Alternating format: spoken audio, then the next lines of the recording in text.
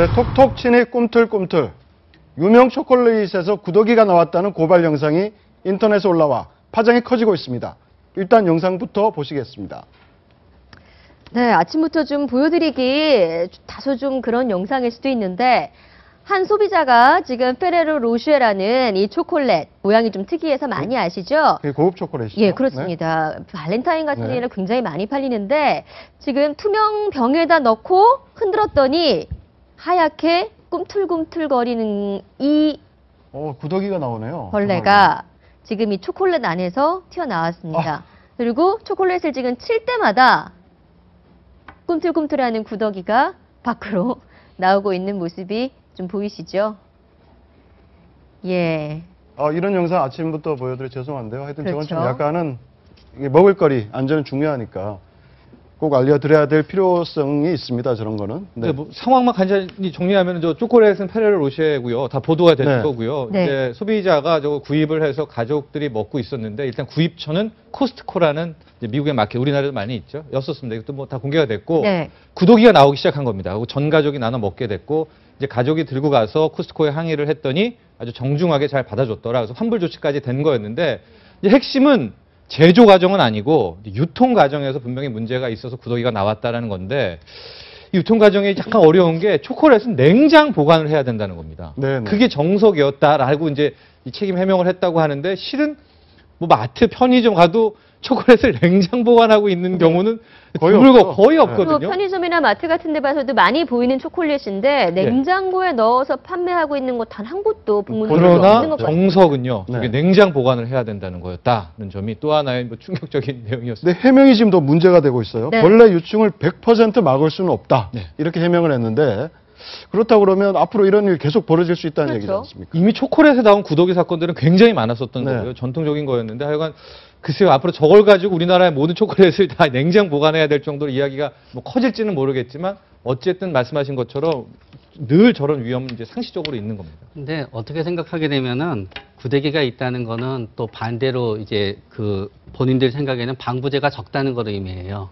만약에 구더기를 완전히 없애게 처리할 수는 있는데요. 그러려고 하면 결국 화학약품으로 예. 네. 살지 못하게 해야 되거든요.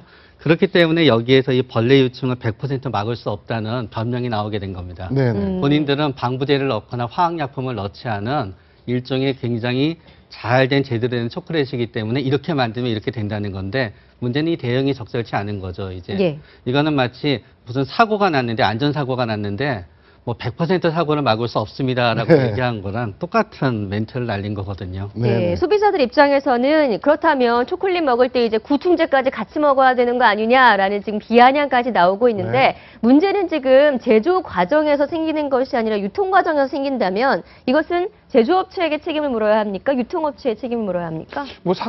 저 이제 발발 원인, 구더기의 원인들을 찾아야 되겠죠. 근데 만약에 유통업체, 유통 과정에서 생겼다. 제조 과정에서 아무 문제가 없었는데 유통 과정에서 노출을 잘못했다든지 그렇게 생겼다라고 하게 되면 그러면 유통업체의 책임도 일부 물을 수는 있겠으나 그렇다고 하더라도 제조업체 책임 자체를 완전히 없다고 할 수는 없는 것이죠. 왜냐하면 그 유통 과정에서 아무런 어떤 그런 하자가 있다 하더라도 애초에 제조 과정에 문제가 없으면 구더기 유충 자체가 생길 수가 없거든요.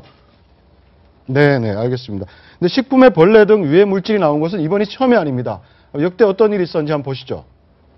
네, 무엇인가 나올 때마다 항상 사회적으로 굉장한 논란거리가 됐었는데 기억들 아마 하실 겁니다. 2008년에 쥐머리 과자 기억하시죠? 그리고 2010년에 뭐 쥐식빵, 쌀벌레 과자, 나방 과자. 2013년에는 뭐 석은 전복 커피도 있었고요. 예. 개구리 사체 분유도 있었고. 분유에 예. 있었죠. 개구리. 어떤 게 좀 예. 기억나십니까? 네, 그리고 지난해 바로 소독약 냄새가 나는 맥주. 네. 그것 때문에 논란이 많이 됐었고. 그것도 식약처가 무혐의 처리를 하긴 네, 했지만 네, 어쨌든 네. 논란은 많았었죠. 근데 적어 보니까 네. 그 인터넷에 도는 그 얘기는 틀렸네요. 어떤 인터넷에는 짝수의 저주라는 게 있습니다. 네, 가지고 네. 식품에 뭔가 나올 때는 항상 짝수회라고 해요. 2004년부터 시작된 거거든요. 4, 6, 8, 10, 12, 14. 네, 네. 네. 그런데 2013년이 끼어 있었는데 그거를 몰랐었네요. 그러니까 짝수의 저주는 틀렸다는 걸 저걸 보면서 알았습니다. 네, 알겠습니다. 2013년에도 개구리 사체 분유가 있었네요. 짝수의 저주는 네. 일단 아닌 걸로. 예. 뭐 이렇게 나왔을 때 그냥 단순히 환불만 하면 끝나는 건가요? 모든 뭐 책임이 끝나는 겁니까? 저런 유해 물질이 들어가 있는 식품에 대해서 일단 그 가격만 돌려주면 원칙적으로 일단 끝나는 소비자 입장에서는 내가 10,000원 주고 샀는데 이게 구더기가 나왔다라고 하면 10,000원 환불 받으면 되는 건데 문제는 먹고서는 내가 탈이 났다라는 데 문제가 생기면 당연히 그 부분이 이제 손해배상 문제가 생기는 것이죠. 그리고 이제 제조업체나 유통업체 등 저런 어떤 문제 있는 물건을 만든 식품회사는 당연히 식품위생법에 따라서 어떤 과태료 처분, 더 심하면 원인에 따라서는 형사처벌되는 경우도 있어요. 예를 들면 원료 자체에 문제가 있었다든지 네. 단순히 어떤 보관성의 주의가 아니라 써서는 안 되는 원료를 써서 물건을 만들어서 그게 하자가 생기게 되면 그건 형사처벌까지도 가능합니다. 그렇기 때문에 일단 가장 중요한 건 무슨 원인으로 왜, 뭐 때문에 생기는지에 대해서 원인을 밝히는 게 가장 급선 문제. 네, 근데 이 초콜릿 페레르 로쉐에서 구더기가 나왔던 게 비단 우리나라만은 아니었던 것 네. 같습니다. 외국에서도 보면 이런 비슷한 동영상이 굉장히 많이 올라와 있는 것 같더라고요. 네, 알겠습니다.